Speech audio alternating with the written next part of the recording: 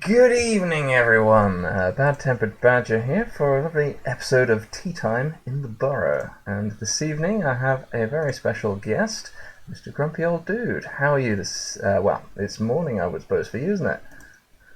Afternoon. Afternoon. Yeah, How are you this fine afternoon/evening? I'm doing pretty good. A little tired, a little worn out, but I'm hanging in there. Outstanding.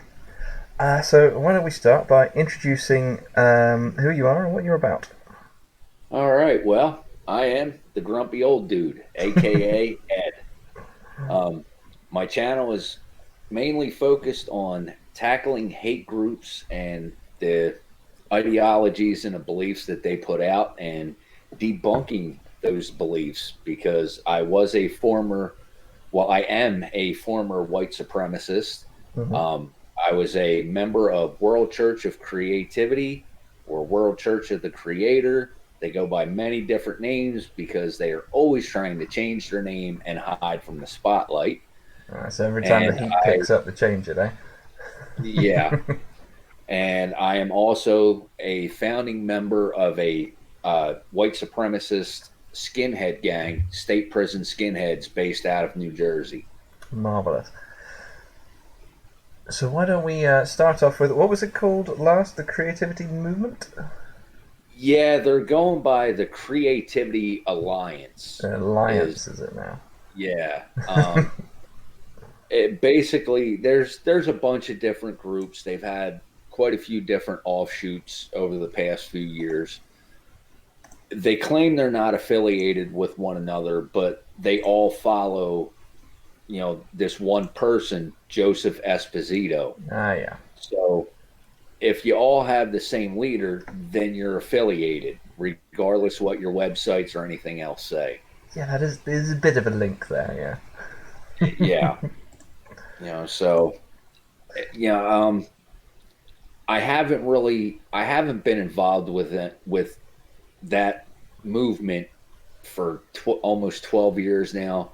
So I really don't know anybody who's, in the know, so to speak. Joseph Esposito, I do know him from long, long time ago, but of course he refuses to speak to me now because, well, I'm viewed as a sellout and a race traitor and whatever ad hominems they can throw my way. yeah. So Shocking. they don't really want to speak to me anymore. No, it's odd that, isn't it? So what are their kind of what are their aims and objectives, or what are they about? Well, their biggest objective is what they call RHOA, which Hmm. is an acronym for Racial Holy War. Okay. Yeah, and that pretty much explains that in a nutshell. They want to start a worldwide race war, and for whatever reason, they think with the little numbers that they have that they're going to be victorious because, well, they're white men. Oh well, of course. So they must be superior according to their whole ideology. Yeah. Now, the scary thing about this movement, this belief, it was founded back in the 70s, 1973, by Ben Klassen, and it is an atheist religion. Now, Okay. they're listed on different websites like the Southern Poverty Law Center as being pantheistic, but they aren't. They do not believe in any god or gods. They do not believe that the universe is an ultimate creator or that nature itself is an ultimate creator. They do believe in evolution, and they are strictly atheistic, and they are against any form of organized religion. Okay. But at the same time, they will, go along with people from Aryan nations or the Christian identity movement Hmm. simply because. they have the same racial beliefs. Okay. So so why do you describe it as an atheist religion? What is the I can't speak now. What does the religious aspect come into it? The religious aspect is they believe that their race is their religion. Okay. anything anything that is good for the white race is holy, and anything that is bad for the white race is a sin. So it's so you put the religious label on it in terms of the fervor with which they follow their belief structure, and also the level of sacredness they apply to it. Is that would you say that's correct? Yeah, All right. yeah, and they do have a religious diet. There's three main books that they go by, and in those books it tells you how you're supposed to carry yourself, the diet you're supposed to be following, which they believe in um, a pretty strict vegan diet. Mm. Nothing processed or anything like that, and you're supposed to try and eat mostly raw, uncooked fruits, vegetables, nuts and grains, Hmm. things of that nature. Okay. So there's a lot of so it's kind of a little bit cultish in the practices, you would say. It's very cultish. Nervardi and I are doing a series using Telltale's Fibonacci sequence for the bite model. You're doing the old bite model thing, yeah. Oh yeah, yeah. Hmm. So I'm going into it pretty in depth with her, and it's some of the stuff we've been covering is just blown her away. Yeah, Well, it definitely sounds like they've got well, a lot of cultish activity going on.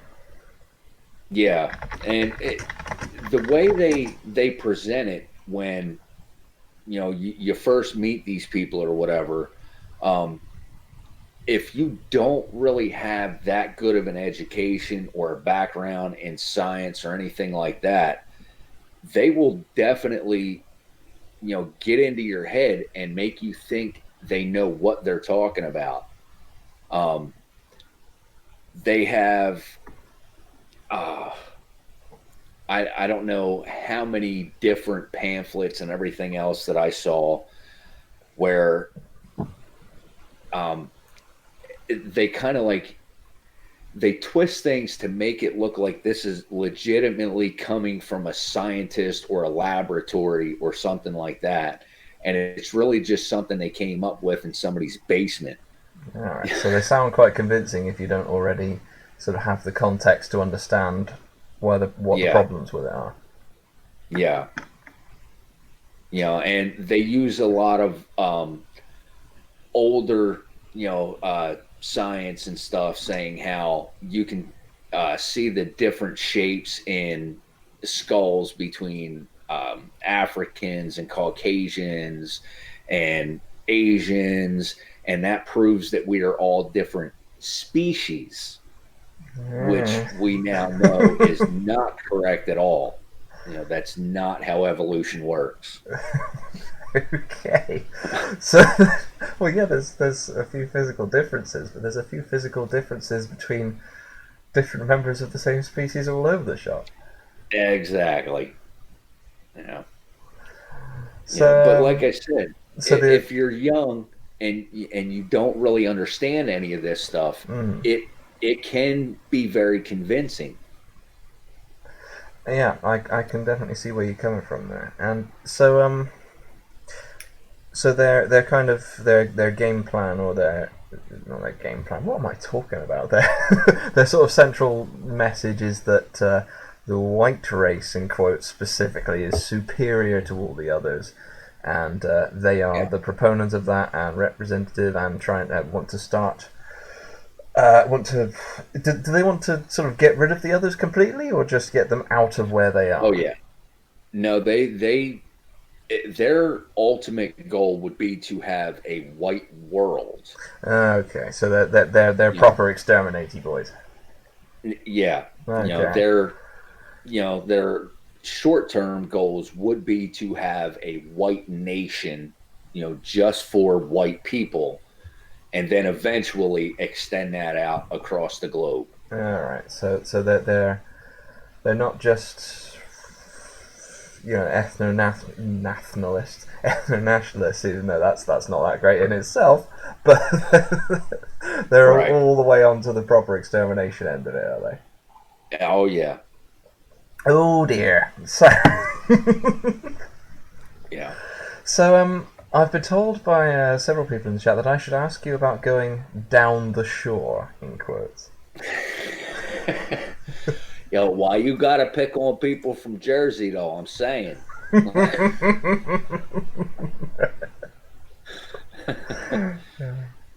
Outstanding. So, you mentioned while we were chatting just before, you mentioned also starting a prison gang or being in a prison gang. Tell me a little bit about Yeah. that. I was a founding member of SPS, which is State Prison Skinheads. Uh, Hmm. Me and a couple of friends of mine that I actually grew up with, I knew them for pretty much my whole life. Unfortunately, all of us ended up in prison Hmm. for different reasons. I'm not going to talk about their names or anything. They're both deceased. I'm Hmm. just going to leave it at that. I'm not going to dox them or whatever. Yeah. Um, we started SPS because when I got arrested in New Jersey back in the 90s, there was a lot of racial tension within the prison system itself, Oh yeah. and we pretty much did it just to kind of unify, the white guys, and we saw a lot of guys that were being taken advantage of, and I it's it's odd now that I think about it the way I went about doing this, but I don't like bullies. Hmm. And I seen these weaker guys getting picked on, being taken advantage of, and things like that. And I decided that I was going to start something to bring them all together and Okay. kind of bring them under our wing so we could look after them and teach them, the kind of fighting skills and everything that we had. A lot of people don't know this actually yet, but I used to be a semi pro MMA fighter. Oh, interesting. So I wasn't worried about protecting myself. It was more about protecting other people. And with the racial tensions inside the prison, I wanted to protect my own people. Hmm. And that led to us starting a skinhead prison gang. And like I said, now that I look back on it, there were so many other different routes I could have taken, but being young in that position. Not that I'm making any excuses for Hmm. what I did or the things that I promoted, but in that time period, and as young as I was, and just all the anger I had and everything else, it just came about, and I did that for almost 20 years. I ran that gang, and then I finally decided I didn't want to be that person anymore. I didn't want to be this hateful, hurtful person, and I stepped away from it. Hmm. Um, well, you mentioned not wanting to make excuses for it, and I can understand that entirely. But I can. There's also the perspective of it helps to be able to understand how people get into that kind of mess in the first place, Yeah, because the people while they're doing things that are not that great and they're not being nice people about it, they're still people, and they've got into this yeah, not most of them not just because they want to be hateful people, but because they see some reasoning that makes them want to be involved in that. yeah, One of my personal heroes is Daryl Davis, and he's done a lot of work in just actually talking to people in these kinds of groups and trying to understand how they got into that, and then discuss, well, that's not a good way of dealing with it. And yeah. I think from talking to you, that's kind of a similar thing to what you're doing. I'm trying. I'm trying. I'm reaching out to some other people. Somebody that I knew when I was involved in the movement, Jeff Shope. Uh, Beginning of last year, 2019, he stepped out of the movement. He was the leader of the National Socialist Movement, the biggest neo-Nazi organization in the States. Mhm.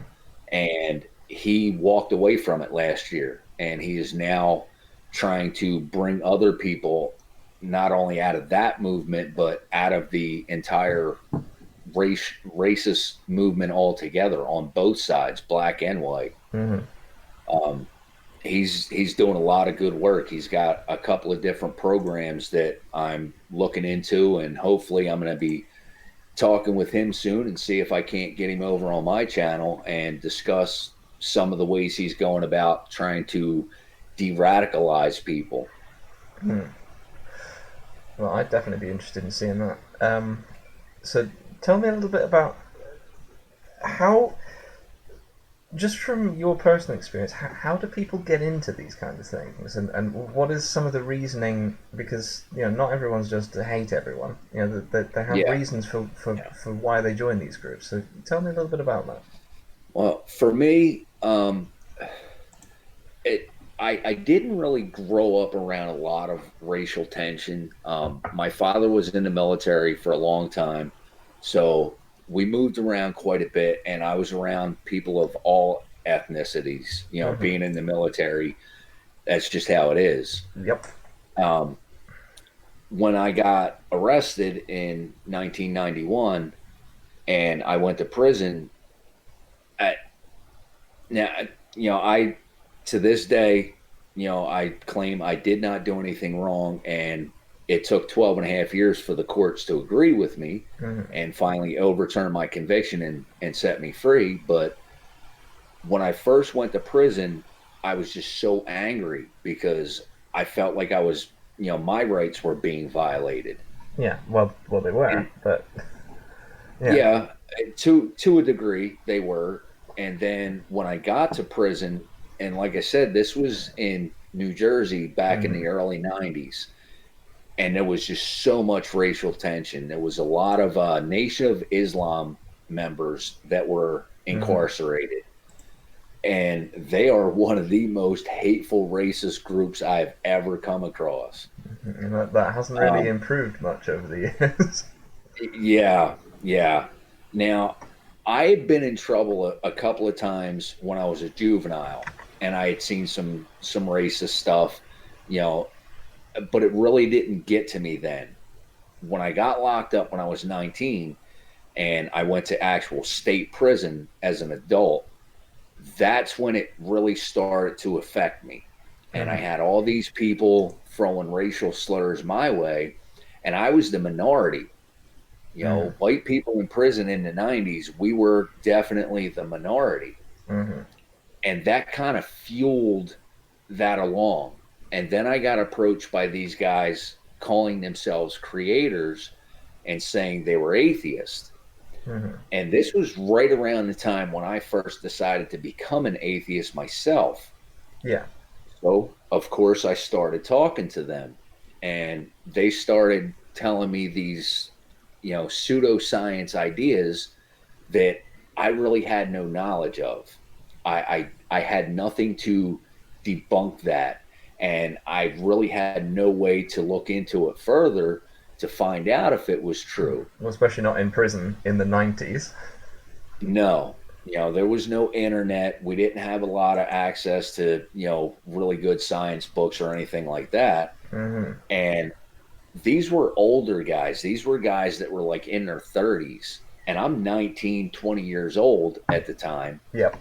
And they're showing me this stuff and talking to me and telling me about different historical things and how, the Jews, twisted it to make it propaganda to suppress the white man. And with the other convicts that I was locked up with, especially Nation of Islam members, Hmm. telling me that you know I'm a white devil, I'm a blue-eyed devil, I'm a cracker and everything else. Mm-hmm. The propaganda that I was getting from the guys in the creativity movement and other, white supremacists really started to resonate with me. Yeah. And I fell into that trap. Yeah, I can kind of imagine how that would happen, just because Yeah. that's the only group that is welcoming to you. So that's the group you Yeah. gravitate towards. Yeah. And like I said, looking back on it now, I I mean, hindsight's 2020. We can all find some point in our life saying, "Man, I wish I knew that was going to happen." Mm. You know, Yeah. and looking, yeah, I mean, looking back on it now, I kind of always had that feeling that this wasn't right, like something was wrong. But I don't know. At the same time, I had so many people telling me it was right Hmm. that I didn't have the tools and the knowledge to argue them. Yeah. And one thing I talk about a lot is one of my best friends, the whole time I was in prison, was this black guy. Um, Everybody calls him No Good. That was his nickname since the time we were, I don't know, in the cradle. And Hmm. I knew No Good my entire life. And obviously, these are all people I grew up with, and we all ended up in the same prison at the same time. Hmm. So it kind of tells you, my family came from poverty. Yeah. I am not one of these, rich white kids that everybody talks about. I've never had money, probably never will, whatever. But No Good and I were best friends our entire lives. So even after I became, you know, a member of the Church of Creator and a skinhead, we would still talk. We would still hang out. Yeah. And I used to tell people in the prison, other white supremacists, you don't touch him. Like he's off limits. If you Hmm. want to fight him, you got to fight me. And I had so many problems because of that. They were Hmm. like, "Well, how are you going to stand up for one of them?" And I'm like, "Listen, that's my boy. I've known him since I was a baby. Don't touch him."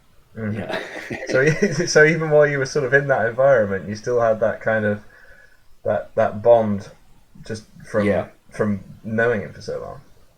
yeah. And I would think about that. I'd sit in my cell sometimes, and I think about that, and I'm like, "Why am I doing this?" Because I'm never gonna, cut my loyalties from him, or certain other people that I grew up with, you know. And I don't know. I went along with it anyway for, like I said, 20 years. I did that. And then it finally just, I had enough. And like I stated at the beginning of this, I don't like bullies. Hmm. And that's pretty much what these people are. They're bullies. Yeah. Unless you confront them and push them in a corner, and then they turn into cowards. Hmm. And that's just not me. I can't support something like that. I think that's the case with a lot of bullies. It's just Yeah. the well, not with all, but with definitely some. They bully Yeah. people because they don't feel good about themselves. Yeah. That's not the case with all bullies, but it certainly is with some. And if you can help the bully past that, whatever it is they're struggling with about themselves, sometimes you can help them overcome it and not not be an awful bully anymore. But the Yeah. trouble is actually making that happen. Yeah, it's tough sometimes. Like especially if it's somebody that's kind of in a case like I was. Hmm. You're stuck in prison. You don't really believe that you committed the crime, even though a jury says you did or a judge says you did, and in your head and in yourself that you're innocent. Mm-hmm. It's hard to, kind of see anything positive. You're just always focusing on negative things, and then these people come to you with something that sounds positive, Yeah. and they're like, hey, you need to be with us, we're your family now. And it gets a lot of people sucked into bad things. Mm-hmm. Um, Now, feel free to just tell me to piss off with this question, but what is it you were convicted for? I was convicted of first degree involuntary homicide. Yeah, um, that would do it. yeah. It Long story. I'm trying to make it really quick here. Mm-hmm. I was in Wildwood, New Jersey. There was a guy beating up his girlfriend, and I'm just laying into her, closed fist, blood everywhere. I interjected myself into the situation. He pulled out a lock blade buck knife and told me he was going to kill me. Okay. My response was, if you don't put that knife away, I'm going to hurt you. Mm-hmm. And when he came at me with the knife, I used an Aikido move on him. I bent his arm back and kicked his feet out. When we hit the ground, he stabbed himself in the side of the neck and bled out in under 2 minutes. Mm-hmm. And that pretty much sealed my fate. I went to prison for 12 years, 7 months, and 19 days. Mm. Well, that's definitely a story. No, but so you were interjecting, if I've understood this correctly, you were interjecting to someone else who was, again, that's the whole bully thing. You were interjecting to Yeah. try to diffuse the situation, and then found yourself right in the middle of it. Yep. Yeah. Um, I was at the time. I had just graduated from Amherst Theological Seminary. I was at one time in my life thinking that I was going to be a minister Mm-hmm. and I was going to preach the gospel. Oh And yeah. then after going to seminary, and studying the Bible, I decided I wanted to be an atheist. It's funny how that happened, isn't it? Yeah. Yeah, this was right after I had graduated. I had decided that I was going to focus more on my fight career and try and turn pro. Mm-hmm. And the court, the state courts actually used that as evidence against me at my trial, that I was a trained fighter, I had a martial arts background, and they told the jury, and the jury agreed, that I should have been able to disarm him without harming him. Do And they found me guilty of first degree involuntary homicide. they not know how like fights happen? Yeah. Yeah. Well, it took me, like I said, over 12 years, and I finally had it overturned on appeal, thanks to the federal courts, who deemed that New Jersey had to instate a self-defense law whether they liked it or not. Mm-hmm. So hopefully I helped somebody out, It's, by, getting myself thrown in jail. well, it definitely sounds like it because defending yourself. There's a few things that I would say are. There's a few things I'm kind of an absolutist on in terms of rights, and one of them is the right to defend oneself. Yeah. Yeah. At the time in the state of New Jersey, you you did have the right to defend yourself, but as the law was written, if I would have had the same exact knife that he had and I Mm-hmm. used my knife instead of using his against him, it wouldn't have been considered a crime. Right. That still doesn't make any sense Yeah. to me, but that's how they had the law written at the time. Yeah, You're that's a little not bit allowed. backwards. Yeah. They considered what I did to be excessive force. I don't see Okay. how it matters. Either way, he's dead. Mm-hmm. I don't understand. But Yeah, anyway, somebody coming at you with a knife, them ending up dead, I don't think is excessive. yeah, yeah. You know, like I said, though, they did their laws and change some things so you could have a right to self defense. Hmm. And another thing they had on the books at the time, um, I got into this altercation defending someone else. Hmm. And apparently that was not a legal reason for, hurting someone or whatever. Okay, As they had it written on the books at the time, but you could not kill someone in defense of another. That was still a crime. surely once you interjected into the situation and the person shifted to attacking you, you are then defending yourself, not someone else. And exactly, and that was part of my appeals to Hmm. the federal court, and they agreed with that. Yeah, It just took them 12 years to do it. yeah. All The right. appeals process takes a very long time. Yeah, so I've heard. We've got there's a few sort of well, it does over here as well, but not in quite the same way. There's a few Yeah. cases I've been kind of following in for not the same kind of things, but appeals process, and it's a whole mess because everything's just overloaded anyway. Um, Uh, I'm actually here in a chat for Rory. I didn't hang out on Long Beach Island. I'm from all the way down at the very bottom of the state. I'm a Wildwood kid. I uh, grew up in Cape May County.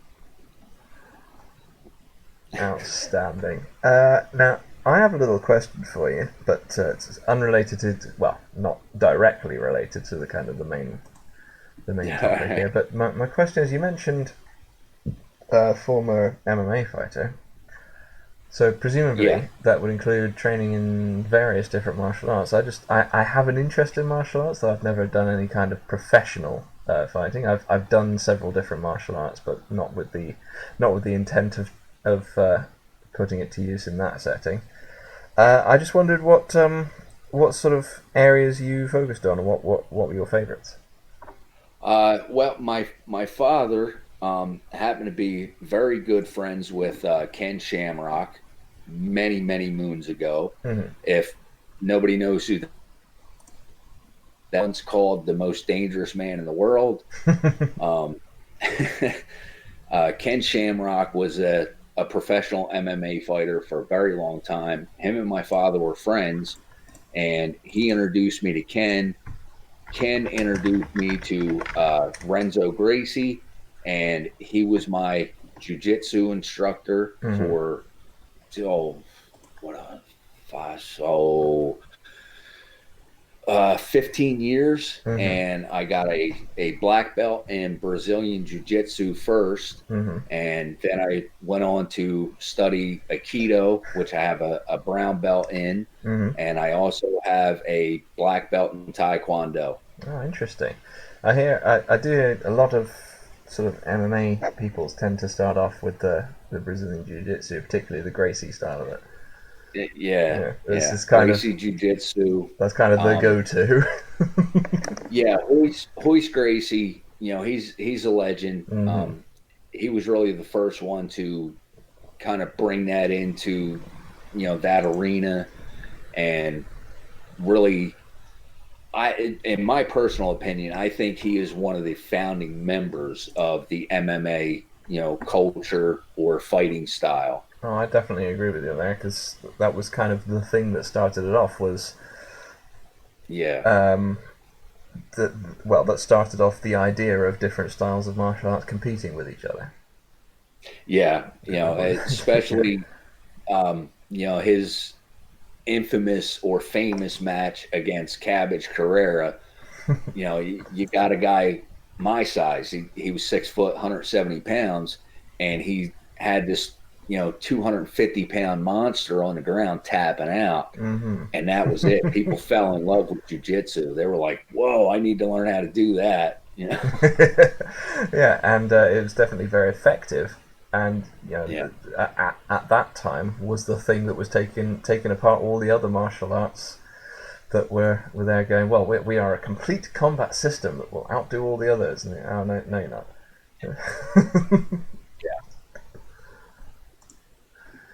um, I do have a little martial arts question actually for you. Have you? Let me just check what he's called. Have you seen the guy? He's a guy in China he's an MMA guy, and he's been challenging a lot of the traditional martial arts people to kind of prove that they can actually do what they say they can. Oh boy. And he's made himself very unpopular in China by defeating a lot of like Wing Chun masters and stuff like that. I'm just trying to find what his name is. Have you heard about that guy? No, I'm not sure who you're talking about. Oh, I'm just trying to. Oh, of course. The problem that I have here is that as a Chinese chap, I can't pronounce his name.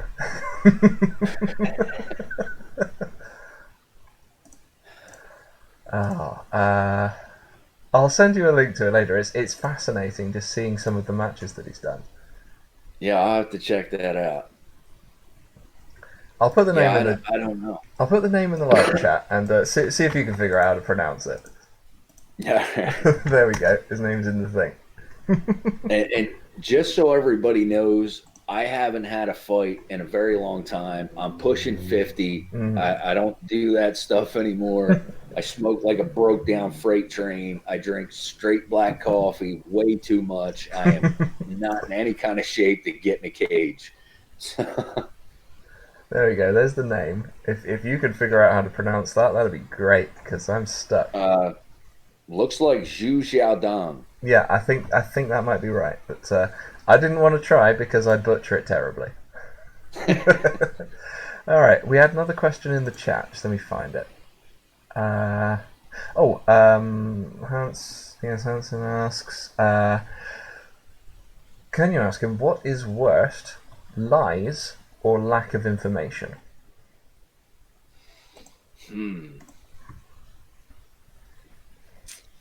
Wow, that's a tough one. I think lies are worse because if you present it well enough to sound like a fact, you can mislead somebody and keep them from getting information. Simply having a lack of information, that's not really something that you can always control. You know, my lack of information came from not having, those things presented to me when I was growing up. Not being able to study them in school because they weren't offered. So I would definitely say lies are worse because if you're promoting something and you know it's wrong, but you bring somebody in under the assumption that it is fact, Yeah. then that's definitely more harmful. So would you maybe argue that because if you have a lack of information, you can learn, but if you've been taught Right. wrong information, you have to first unlearn that before you can learn what is actually true. Yes. And that lie you've been taught colors any kind of perception of reality that you have going forward. Yeah. Yeah. And it did that for me for a long time. All right. Rory would like to let you know that his firstborn was conceived in Strathmere, New Jersey. Wait, say that again? Rory would like to let you know that his firstborn was conceived in New Jersey. Oh, I'm so sorry. I should mention Rory. Rory is a chap I've chatted with quite a few times. That he's rather British. that's good for you. I'm, happy that you made it, and happy that your firstborn made it. And I see Manda is in the chat here. Mm-hmm. Yeah. But, Oh, the woman I defended, she actually was very grateful. She testified on my behalf at my trial. mm-hmm. She actually testified, against her, deceased ex-boyfriend, I guess you would say. Mm-hmm. So, So yeah, she was definitely grateful, and she did everything she could to try and help me get out. So it it just took a it is while. what it is. Yeah, it took a while. Seraphim Hyde asks, what part of religion did you find the hardest to get past? Oh, um, it was definitely easier for me to give up my, you know, um, beliefs in creativity. Christianity was tough for a while. I struggled with that one. Being raised Catholic and then leaving the Catholic Church to become non-denominational already had me thinking for a couple of years that I was committing a sin. Mm-hmm. It had me worried. It made me doubtful. Then when I did decide to become an atheist, I struggled with that for quite a while. The whole am I actually going to hell? Do I really use Pascal's wager at this point? Should I believe just in case? So yeah, Christianity was definitely pretty hard for me to walk away from. I think getting into this, the other religion, creativity, it kind of helped me get away from Christianity, though. Mm-hmm. And altogether, both of those put together helped me become a more critical thinker. Even though, both of those religions are horrible in their own ways, creativity, I feel more so just because of the whole racist identity thing. But Mm-hmm. they did help me to become more of a critical thinker and to study things more before I decide I'm going to believe any of it. So it was definitely a long path for you out of all of it. Yeah, Mm. yeah. Um, what have we got? Amanda's there again saying a reply to what you previously said. Yeah. Uh, Amanda's awesome, and I'm oh, glad yes. to be here. Oh, I'm definitely glad you're here as well. One Ring says, what's his favourite video aside from the Tools one? My favorite video. A favorite video on my channel, I guess he's asking. Oh, it could be. Uh, hmm. Wow, that's a tough one. I think I really like the videos I did about that Professor Truth guy. Mm-hmm. That guy's got some weirdo whacked out beliefs. It would either be that one or the video I did about the Black Hebrew Israelites. Mm-hmm. I was pretty proud of that one. That one got some good stuff. Those are the guys that you see. Well, I've seen them as doing the street preaching thing, but rather aggressively. Yeah. Yeah, I don't know why they feel like they have to scream everything. Yeah. Screaming doesn't make it true. I should mention I've only seen videos. I've never met them in person because I don't think we've got so many of them over here. Yeah, I've had the misfortune of seeing them in person a couple of times, and uh, it's just one of those things. Like, yeah, I'm just gonna keep on walking. I'm not even gonna engage in that. Yeah, the times when I've encountered street preachers in the UK have been really weird. It's because you don't see them very often over here. So there was one guy just Yeah. standing in the city centre of the small town, just well, a small city. It's a city. He was standing in the city centre, just with a Bible in hand, shouting away about whatever he was shouting at. And it was just such a surreal experience because we don't see them over here. You know? But I'd imagine over there you get rather a lot of them. Yeah, especially in the bigger cities, the more metropolitan areas, you'll see them around quite a Mm. bit. I live up in the mountains now. It's quiet. There's a ton of churches in the town I live in. The town I live in is only about maybe 15 square miles, and there are 18 churches just within the city limits here. So, Well, yeah, so I mean, I just felt kind of embarrassed for him as I was walking past because yeah, a friend of mine I was walking with though is a little less. Well, he's a bit more outspoken in public than I am. So yeah. as he walked past, as we walked past the guy, my friend just kind of just glances in his direction and just starts going, "Oh, Jesus Christ!" The guy with the Bible looks up and he's like, "Jesus Christ is Lord." And my friend's like, "I want to be." I used to have somebody when I was still doing factory work.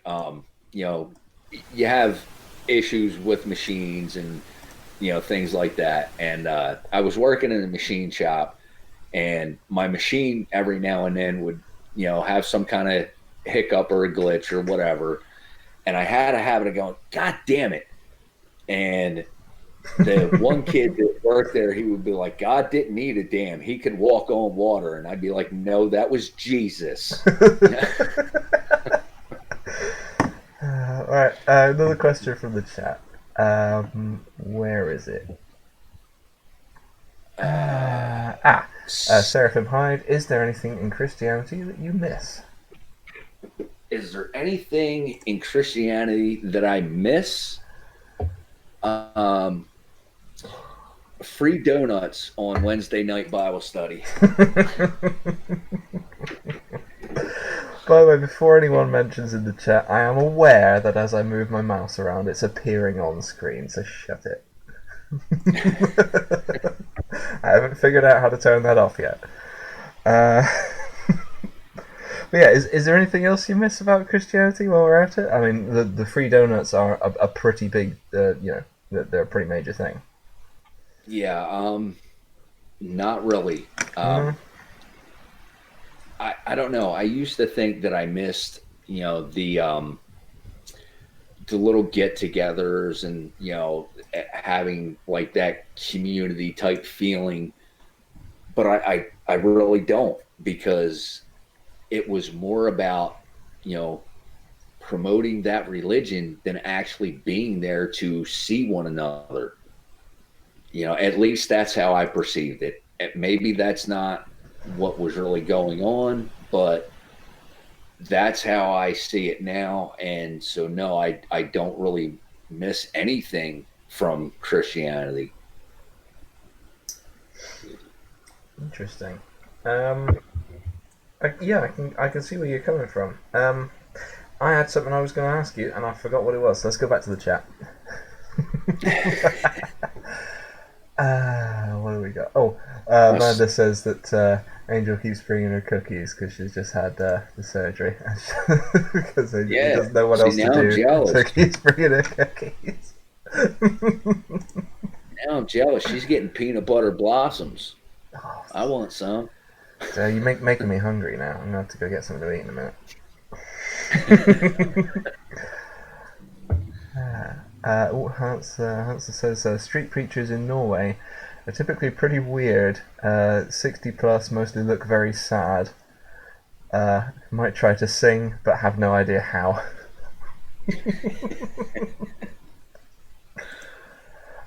I suppose that's a question for you, actually. What would you say is the if you had to kind of boil it all down to a stereotype, what would be the typical kind of street preacher in your kind of area? We don't really have them where I live now. Hmm. This is more. Uh, I live in northern Pennsylvania, Hmm. and although it's in the north, most everybody around here is either related or knows one another. Yeah. I live in Redneck Central. Like you see Confederate flags everywhere around here.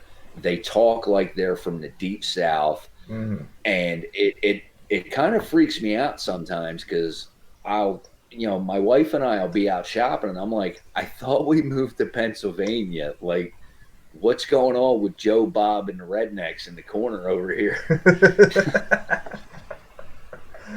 Yeah, we don't really have street preachers here. Sunday, you know, it's everybody. I mean, I think my wife and I are one of the very, very few in this entire county that is not parked at a church somewhere. Oh yeah.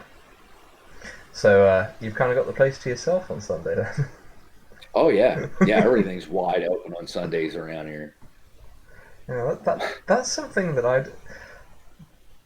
If I had to say something I missed about Christianity and it being much less prevalent in the UK these days, it would be I would really like for everyone to go away on Sunday so that I could just go for a walk and not bump into people.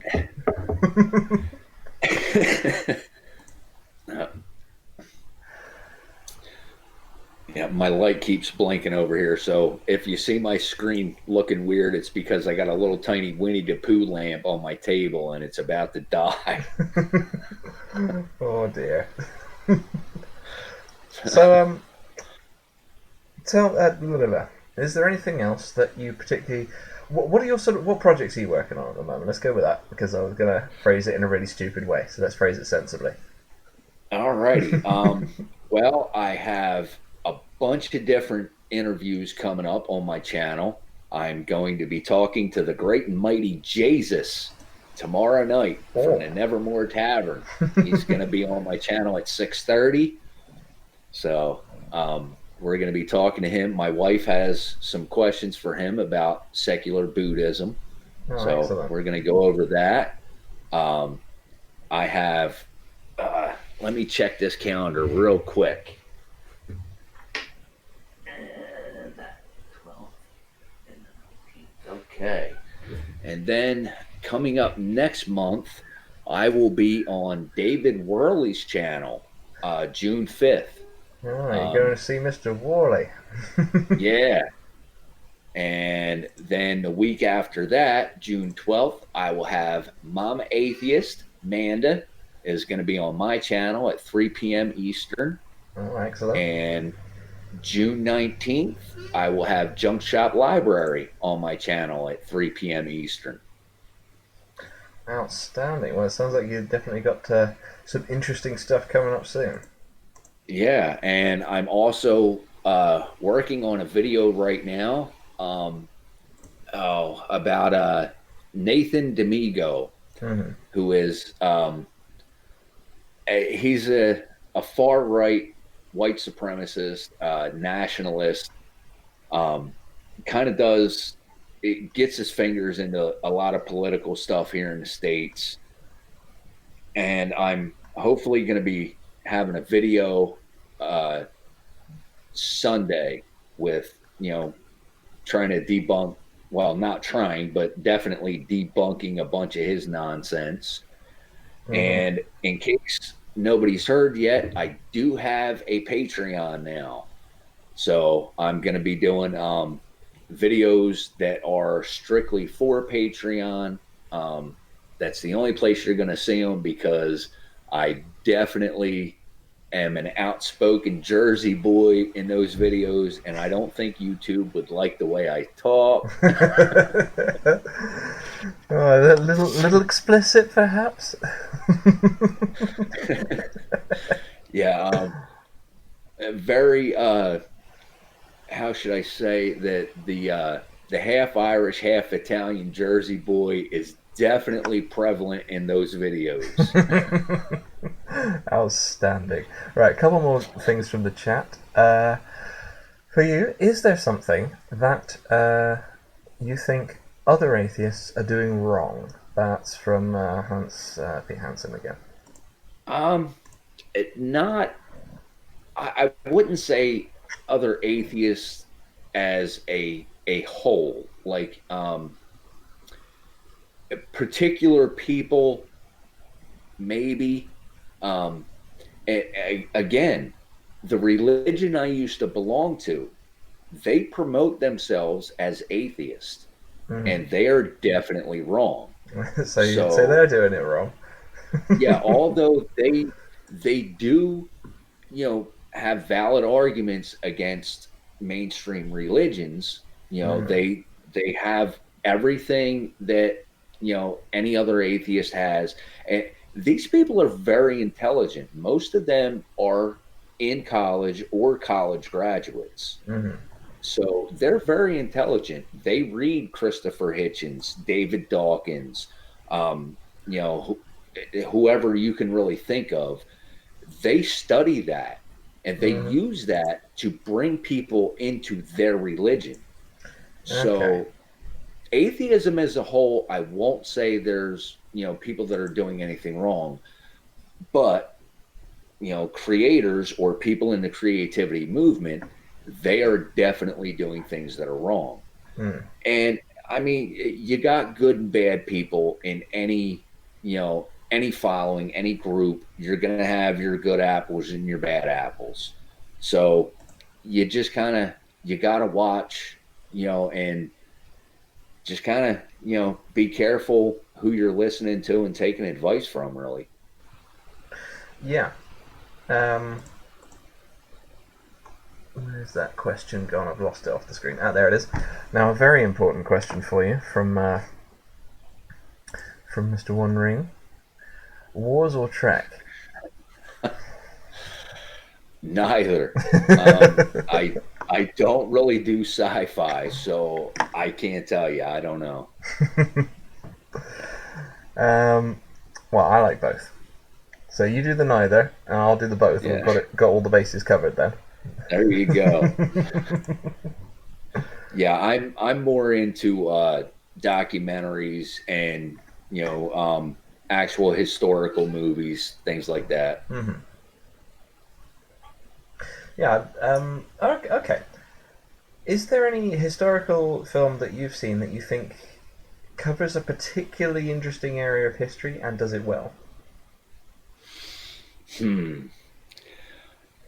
Uh, it's not really historical. I would say it is based on actual, historical facts. We Were Soldiers. Yeah. That is one of my favorite movies of all time. I think I may have seen that one, but I don't remember what happens in it. Let me look. Well, that's not how you spell soldiers. I said we are soliders. Oh, yeah. I think I may have seen that one ages ago. I'll have to check it out again. Anyway, any more questions in the chat? Yeah, there's one from Rory. Oh, yeah. How are the bears in northern Pennsylvania these days? Big, very very big. There's one that's not too far, behind our house up on the hill here, and it's big. It's got to be 400 pounds easy. It's big. Bears fascinate me because they're just kind of they just bumble around a lot of the time, but occasionally they will like murder your face off. Yeah, All right. we got a lot of black bears around here. Mm-hmm.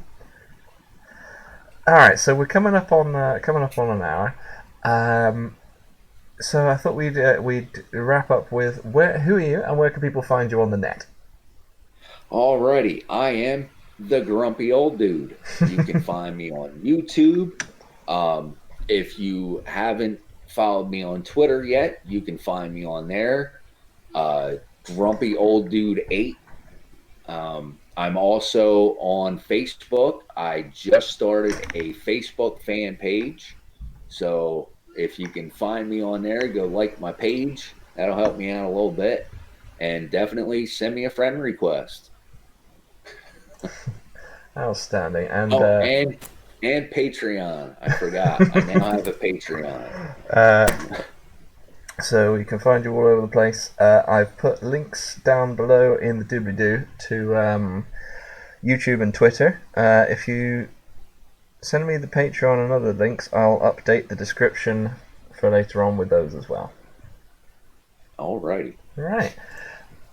If nobody else has any more questions in the chat, I think that might be all of them. There you go. Math Pig sharing some links. There we go. Alright, nobody else has any questions, we shall wrap up. Thank you very much for joining me and thank you for having me on here. Yeah, it was a lot of fun. Yeah. Now let me see if I can make the outro play. Alrighty. Should be that one there. There we go.